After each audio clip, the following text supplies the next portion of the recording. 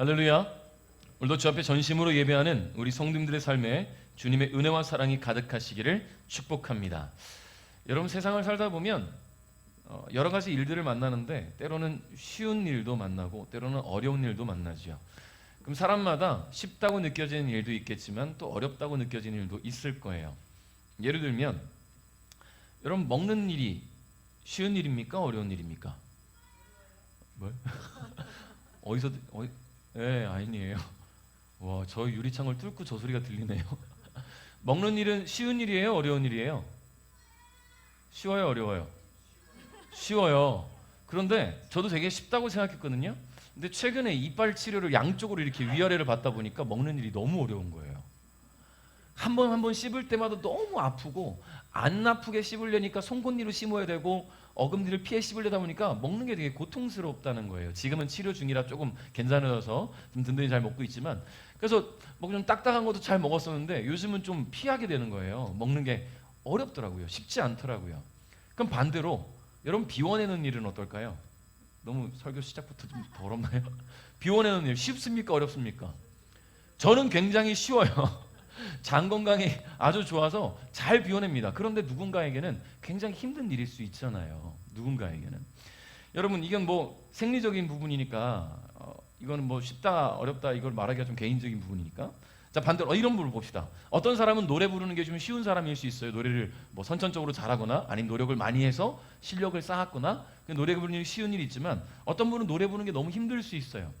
아주 오래전이긴 한데, 아주 오래전에 그 스타킹이라는 한 그 옛날 프로그램인데요. 거기에 그 음치들만 모아서 이렇게 그 가르치고 회복시켜주는 그런 프로그램을 한번 했었어요. 스타킹이라는 프로그램에. 거기에 한 전도사님이 나왔거든요. 전도사님, 이 사람은 자기 교회에서 예배드리는 모습까지도 아예 방영이 됐어요. 찬양하는 모습이. 당신을 사랑받기 위해 태어난 사람을 부르는데, 전 그분이 누군지 지금 얘기를 안 했어요. 알겠죠? 어떻게 불렀냐면, 당신은 사랑받기 위해 태어난 사람. 처음부터 끝까지 이렇게 불러요. 음률이 없어요. 자기는 되게 열심히 부르는데 음률이 없는 거예요. 말 그대로 음치인 거죠. 노래 부르는 게 너무 힘든 사람인 거죠. 자, 그러면 반대로 어떤 분은 노래 부르는 게 쉽잖아요. 근데 어떤 사람은 이렇게 힘들어요. 근데 때로는 손재주가 되게 좋아서 뭔가를 뚝딱뚝딱 만들어내는 사람들이 있어요. 우리 베들교회도 그런 분 있잖아요. 우리 범지사님 뭔가 만들면 뚝딱뚝딱 다 해내는데, 어떤 사람은 손만 대면 다 망가뜨리는 사람도 있어요. 똥손이라고 하죠, 그런 사람들.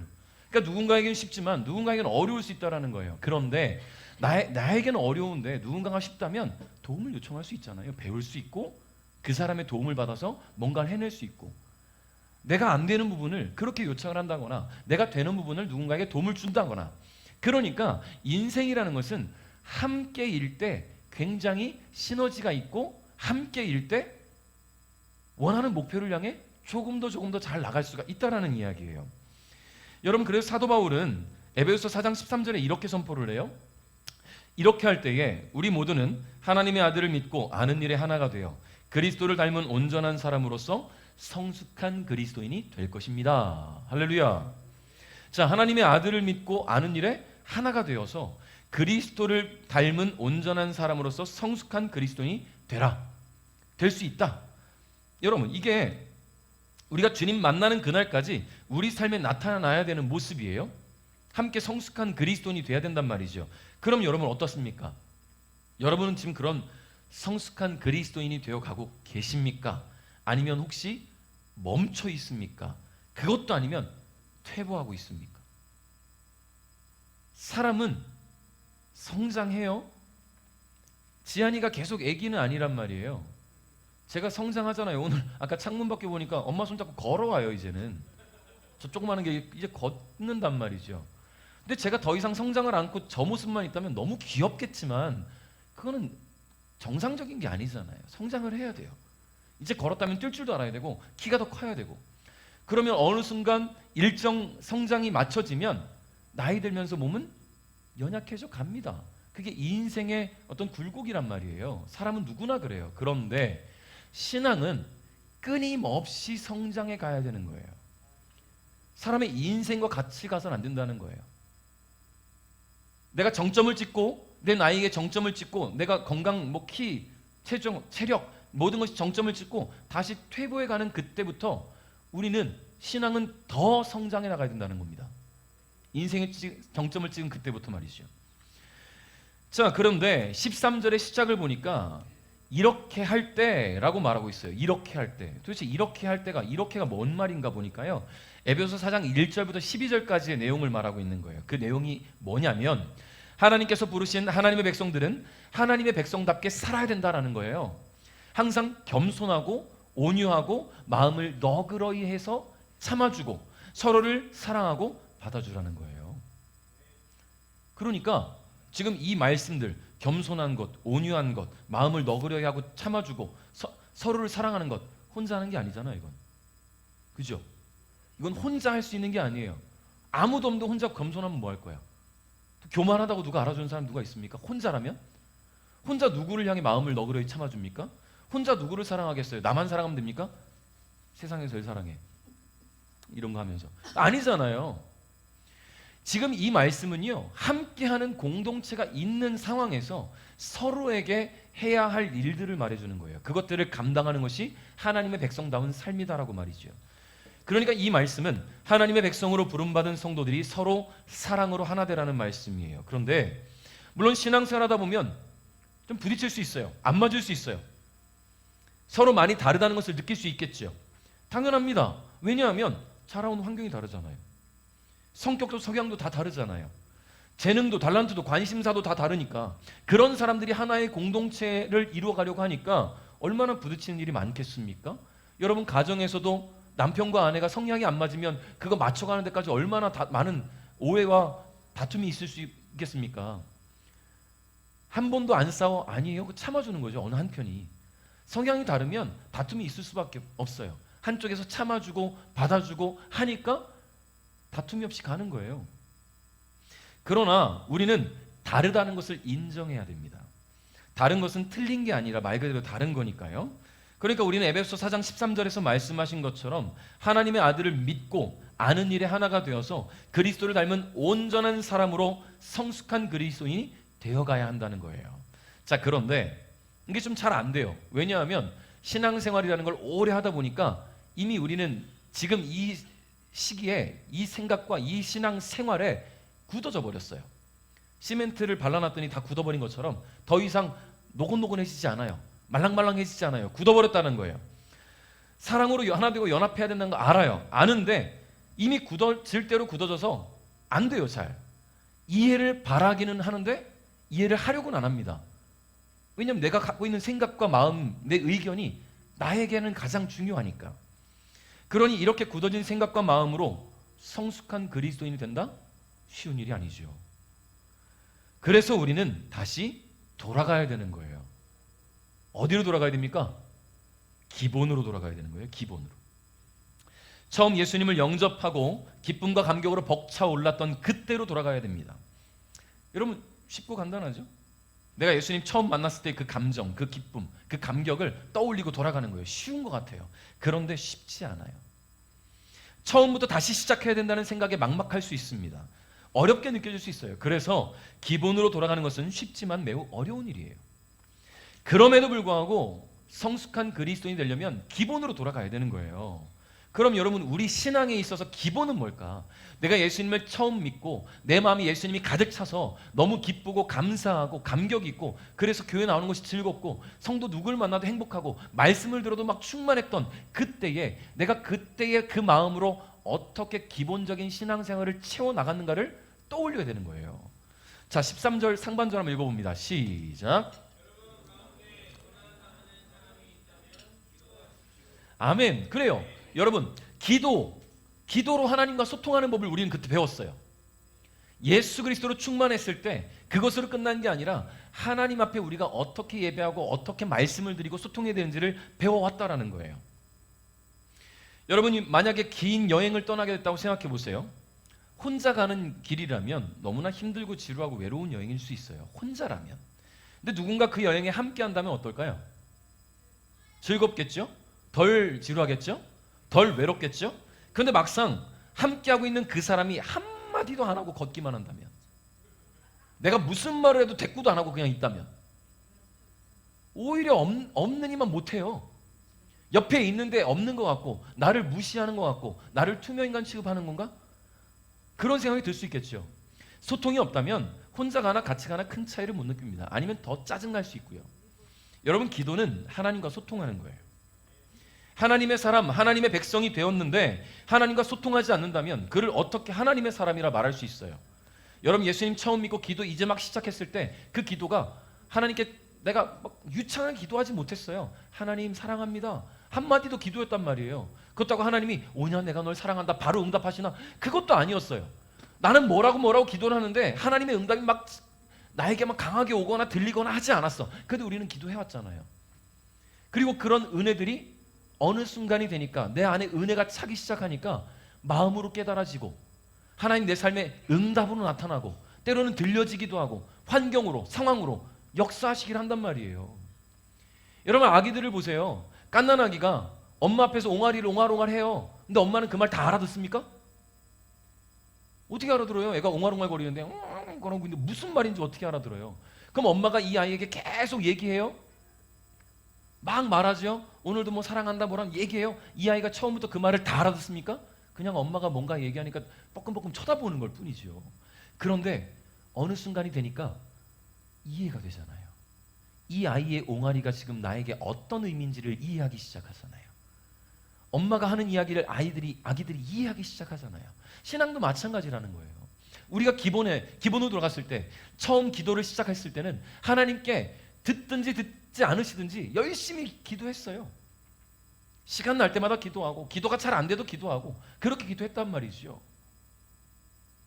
그런데 어느 순간부터 우리의 기도가 멈춰버렸다는 거예요. 소통하지 않고 있다는 거예요. 신광한 집사님 올해도 1월 1일 날 가서 신방을 했어요. 매월 첫날 신방을 하고 있는데 신광한 집사님이 그런 얘기를 하시는 거예요.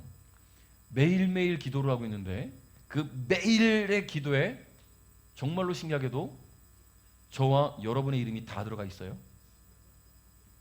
여러분 이름 하나하나를 다 이름을 외우시고 부르시면서 기도를 하신다는 거예요.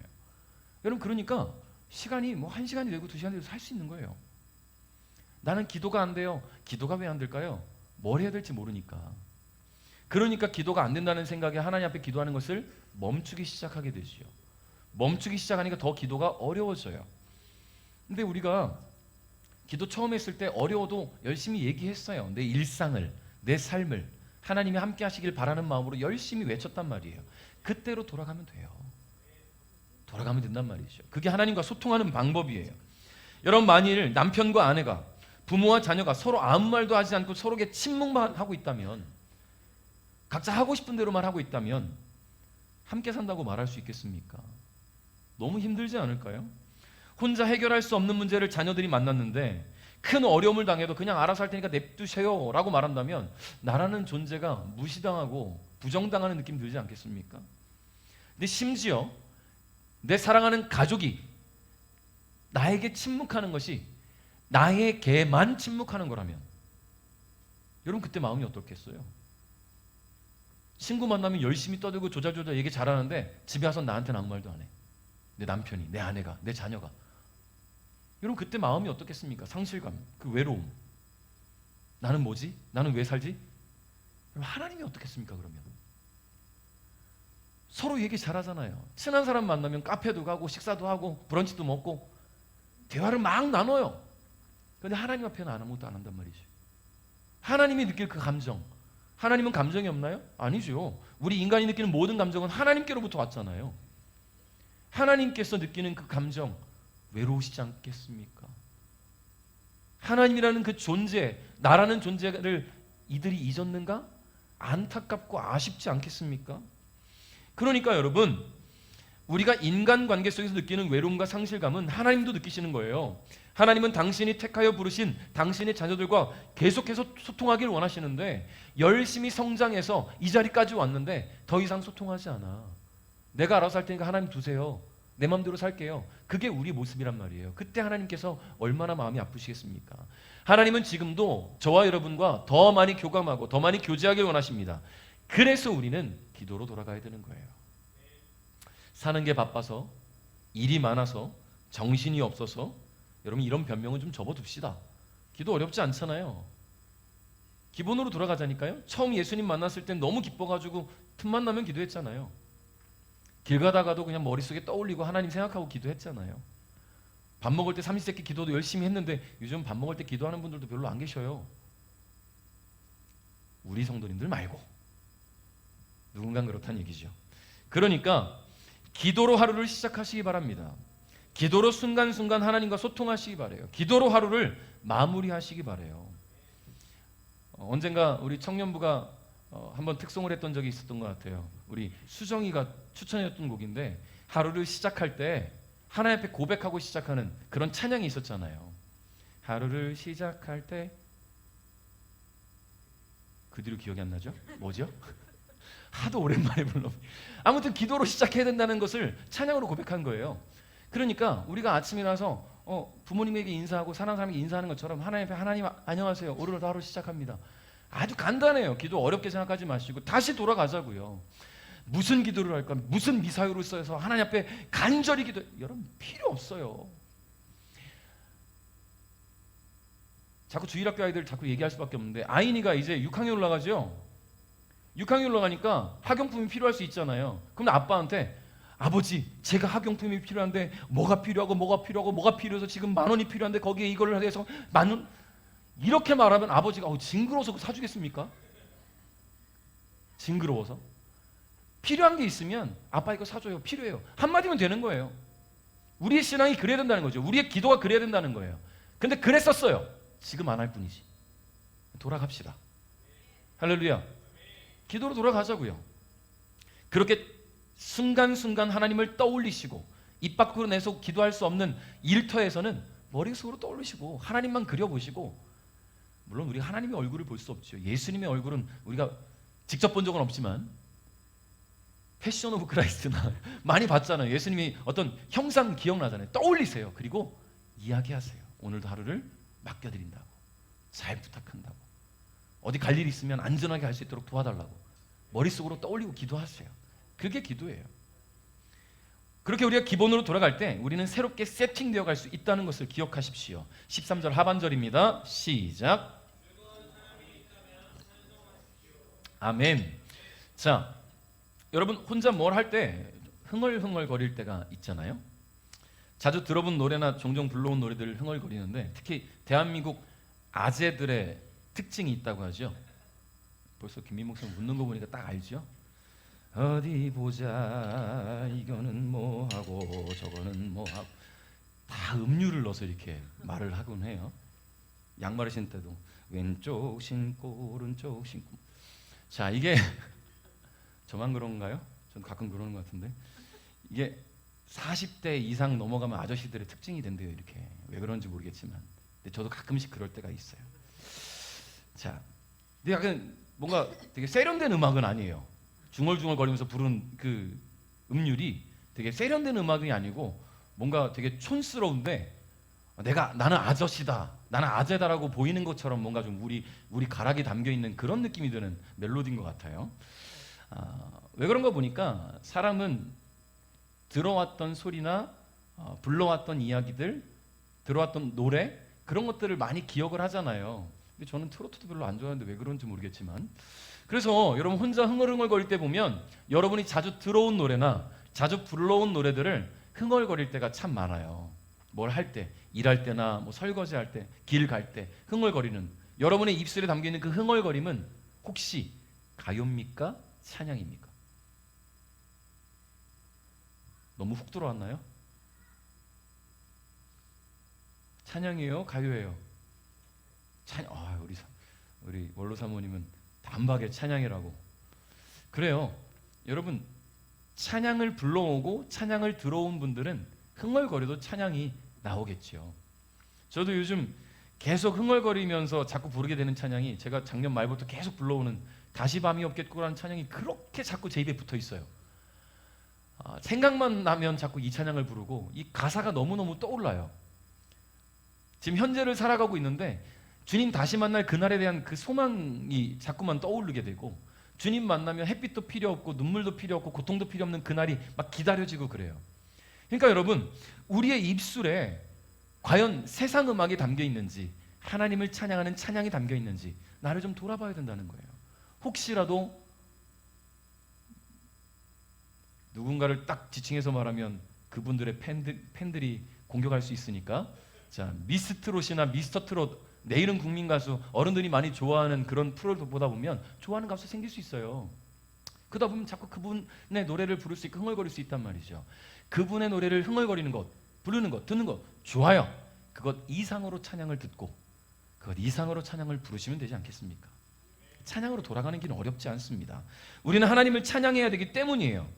또한 우리 입술에는 하나님을 향한 찬양이 늘 머물러 있어야 된다는 거예요. 그 이유를 하나님께서는 이사야 선지자를 통해서 선포하셨습니다. 같이 읽어봅니다. 시작.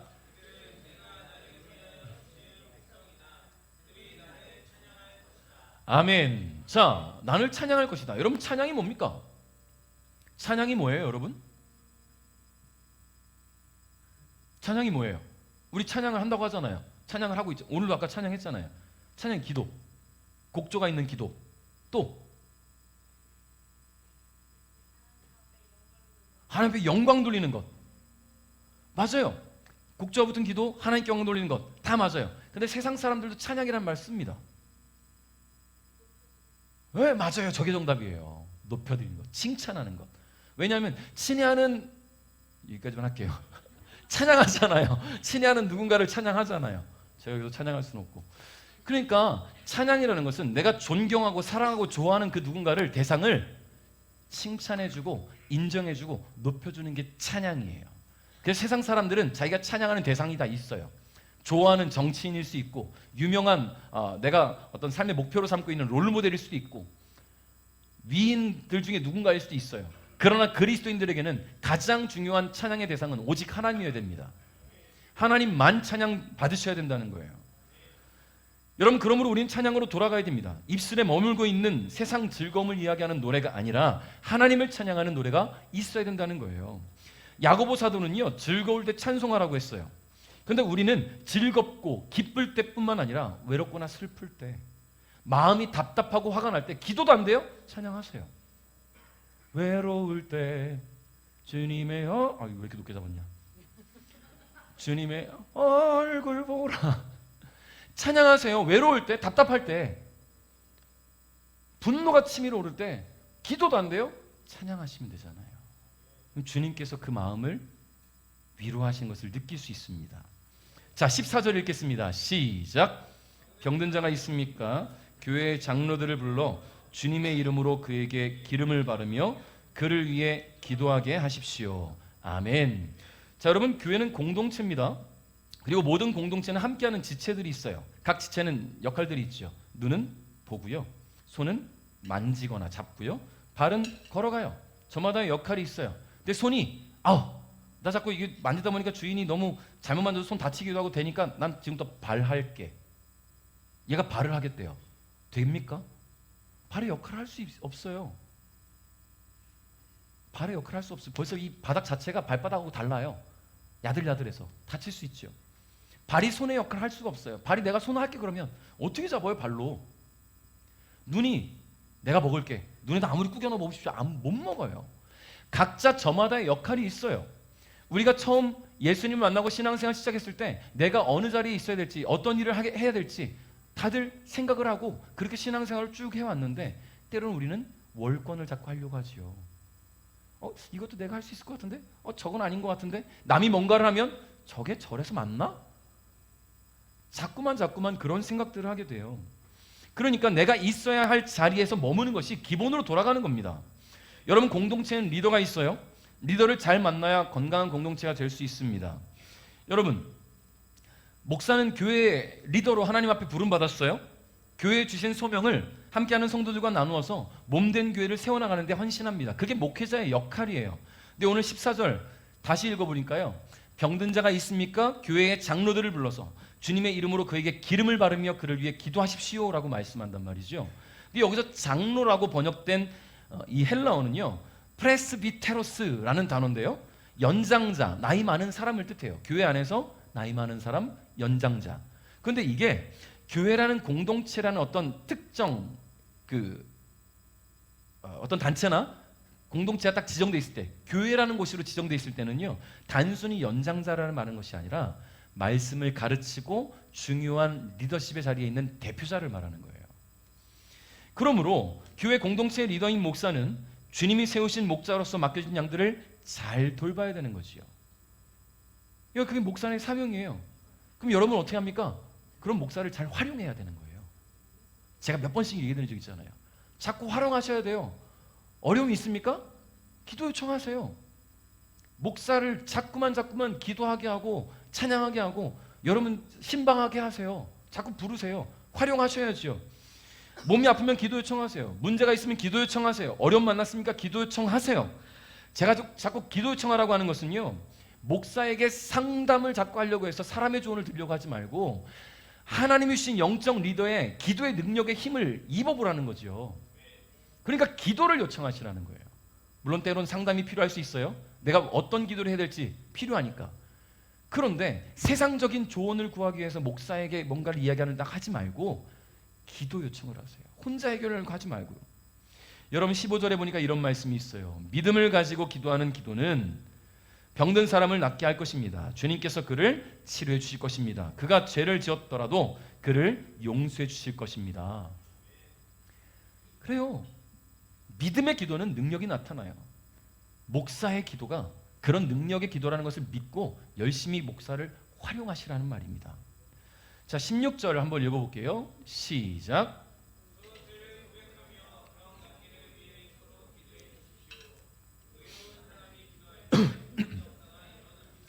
아멘. 자, 16절 말씀에서 주목하고 싶은 단어가 하나 있어요. 바로 서로라는 단어인데요.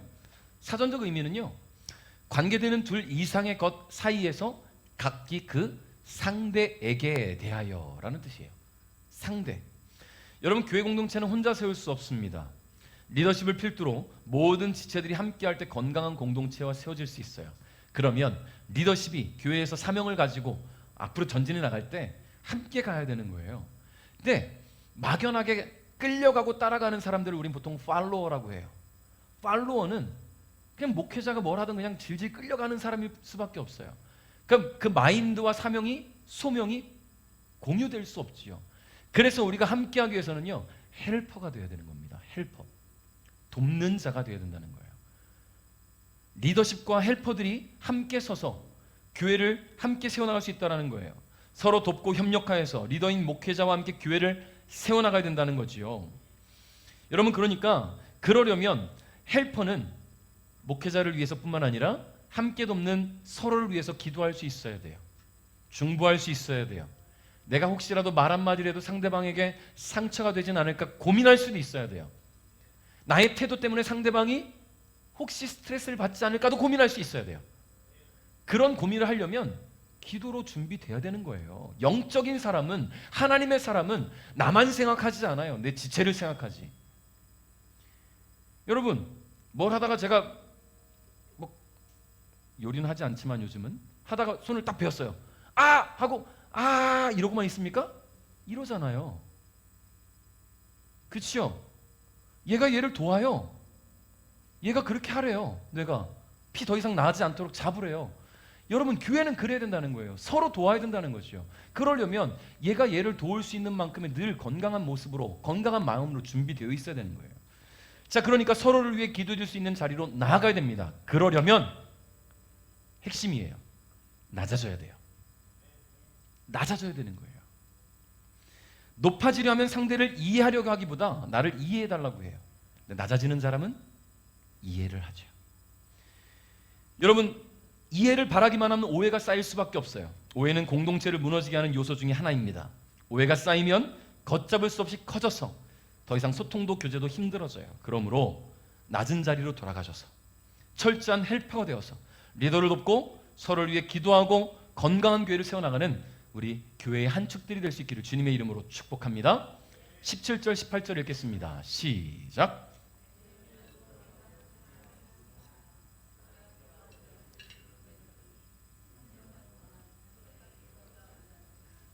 그 후 다시 기도하자 하늘에서 비가 쏟아졌고 땅에서 곡식이 자랐습니다. 아멘.